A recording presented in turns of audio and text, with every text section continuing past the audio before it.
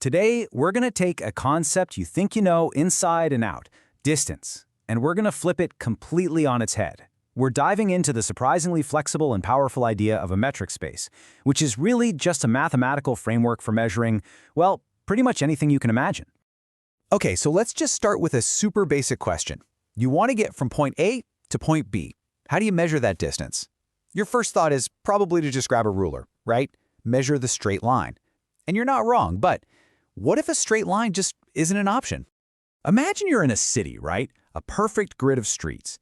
The as the crow flies distance is that direct, straight line. But if you're in a taxi, you can't just drive through buildings. You have to follow the streets, over one block, up 2 blocks. All of a sudden, you've got two totally valid but wildly different ways to measure the distance between the exact same 2 points. And that simple idea, that there can be more than one way to define distance, it just blows the doors open to this fascinating mathematical landscape. So let's step beyond the ruler and explore some of these other realities of measurement. So that familiar ruler distance? It's got a fancy name, the Euclidean metric. And if you were to map out all the points that are exactly a distance of 1 away from a center point using this metric, you get precisely what you'd expect, a perfect circle.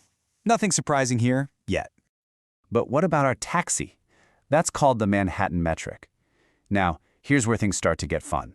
When you map out all the points that are a taxicab distance of 1 from the center, you don't get a circle, not even close. You get a diamond. And it gets even weirder. Get this, there's another way to measure, called the supremum metric. To find the distance here, you just look at the horizontal gap and the vertical gap between 2 points. And you just pick whichever one is bigger. That's it. And its unit circle? It's a perfect square. So this leads us to the big question, right? A circle, a diamond, and a square. They look nothing alike, yet in their own little mathematical worlds, they all show us the set of points that are exactly a distance of 1 from the center. How is that even possible? Well, the answer, the secret, is that in mathematics, distance isn't defined by what it looks like. It's defined by a set of rules it has to obey. As long as your measurement system follows this universal rulebook, it's a totally legit form of distance.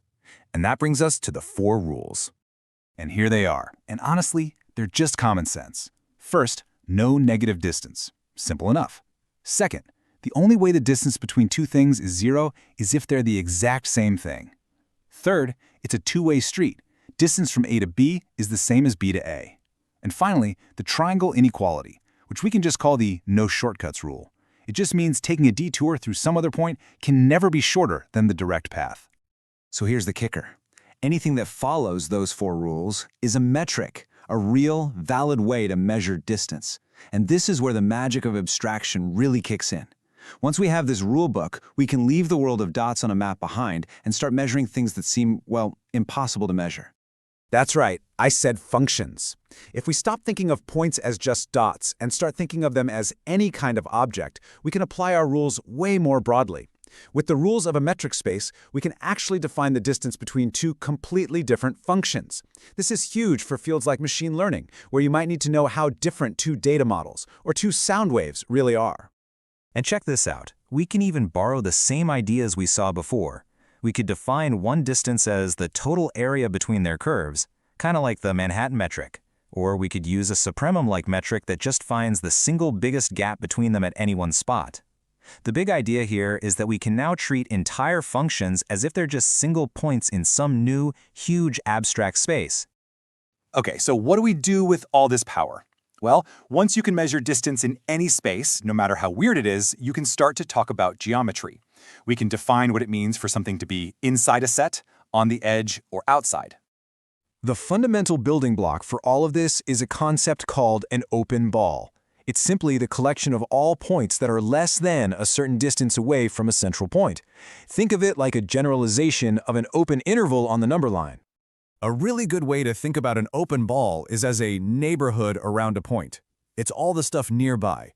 And the open part is crucial. It means there's no fence. It doesn't include the boundary itself.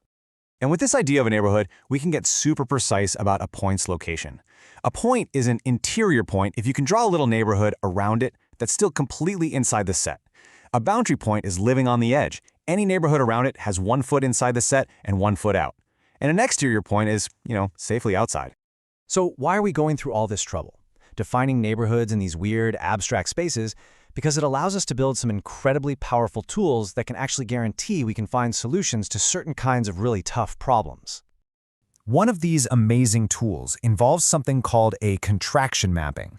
Now, forget the scary-looking formula for a second. All this really means is that it's a function that, well, it shrinks things. No matter which 2 points you pick, after you apply the function to them, they are guaranteed to be closer together than they were before. And this simple idea of shrinking leads to one of the most beautiful and powerful results in all of mathematics, the contraction mapping theorem. It makes a simple, powerful promise.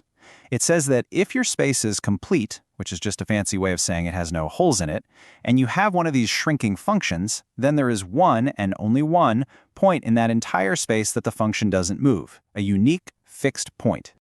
And the best part? The theorem tells you exactly how to find it. You can start literally anywhere. Pick any old point, apply the function, take the result, apply the function again, and again. Because the function is always shrinking distances, this process is guaranteed to spiral in on that one single unique fixed point.